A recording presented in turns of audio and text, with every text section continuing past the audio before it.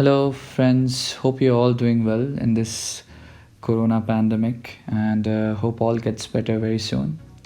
With that positive note, recently I have been getting a lot of questions about how I start with faces. Let me put it this way, this is the most difficult question for portrait drawings, I feel. Basically, there are a lot of different methods, but what I feel is if someone asks you which one is the best one, it is not a there's never a straight answer, because it depends on each person. Something that works for me may not work for the other person, and vice versa.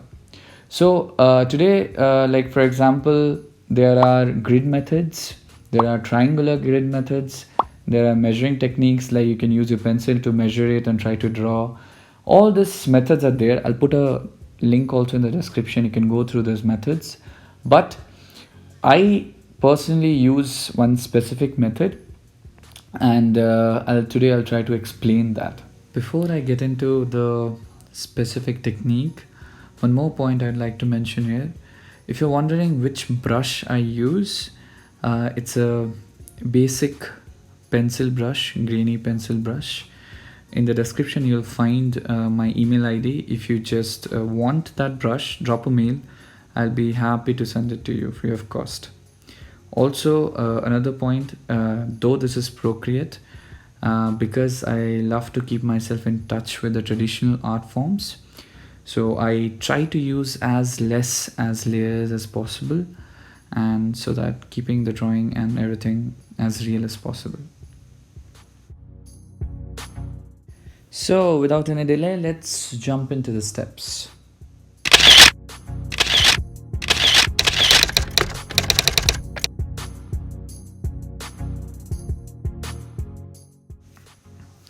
So the technique that I use, you can just call it freestyle. So first you can just hover your pencil along with the outlines of your reference drawing. So if you see, what I'm trying to do is just I hovered my pencil along with that, and then just trying to do extremely light outlines of the face, the main structures. Like probably I generally try to start with the nose because that's the center part in angled faces. And if you see the top line there, that's just giving me an understanding that what is the angle of the eye and where should I start off with. And believe me, you do a lot of mistakes, of course. When I started with this drawing specifically also, I did mistakes. So never be worried about any mistake that this will not turn out to be good. It's okay. You try out another time, and again the third time, definitely it will turn out to be good.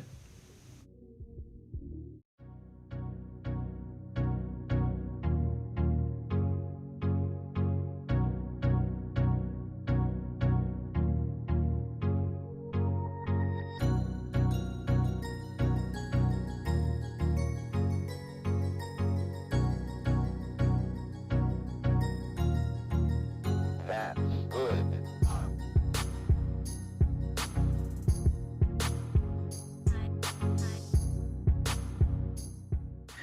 Don't be worried about erasing stuff and redoing it again and again. It's okay. The eraser is there for a reason.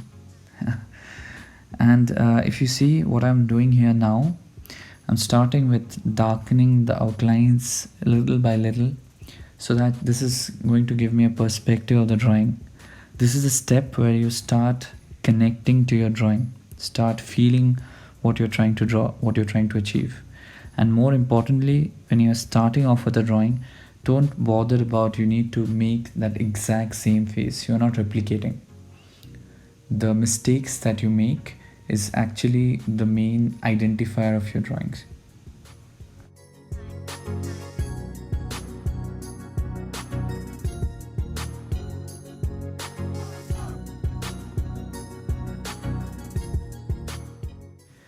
Talking about connecting with the drawing and feeling the drawing. Yes, you gets it right. Eyes are the, how do I put it? It's the heart of the face, if that even makes sense. But yes, that's very important. I always try to take a lot of time, give it a lot of time, understand, see the reference image, which part of the eye is dark, which part of the eye, if you see just on the top of your eye, always, because light will be reflecting on it, that will be lighter. Here also you can see that same thing. So take it slow, see the reference image, understand the light, and then go ahead with it.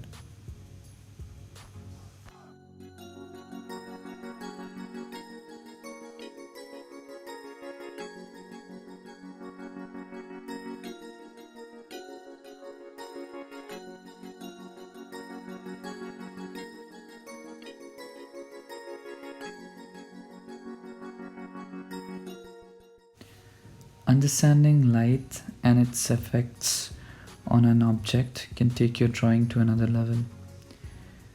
What I'm trying to do here is simply making sure with the shadows that I can give it a 3D, three-dimensional look.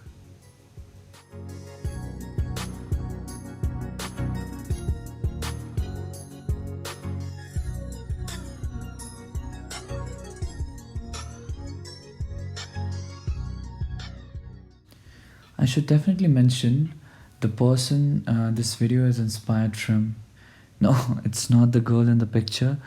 It's another artist. Her name is Sylvie Mehdal. She's there on YouTube. I've been following her for a pretty long time, and she's amazing. The way she connects to her drawing, the way she feels for each of the drawings she makes, I think that is an inspiration for me.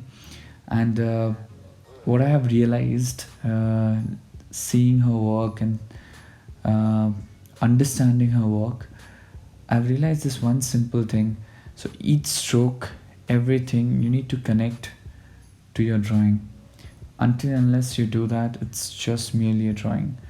Only if you connect to that, you can take it to another level, or probably it will be a proper piece of artwork.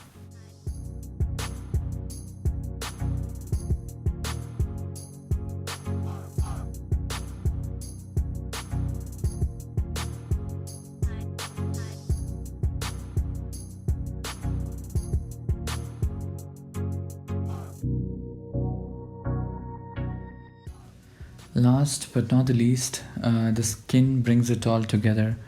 So this is a very simple step. In this, you can just follow your reference image. Like if you see here, there will be cheekbones. Below to the cheekbones, there will be, because of the structure of it, there will be shades, or you need to sketch it properly.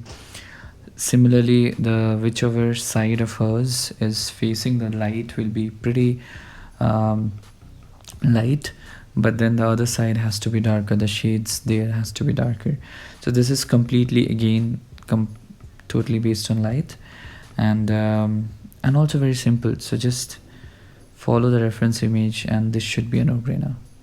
And once you finish this all small things together, you'll probably lead somewhere here.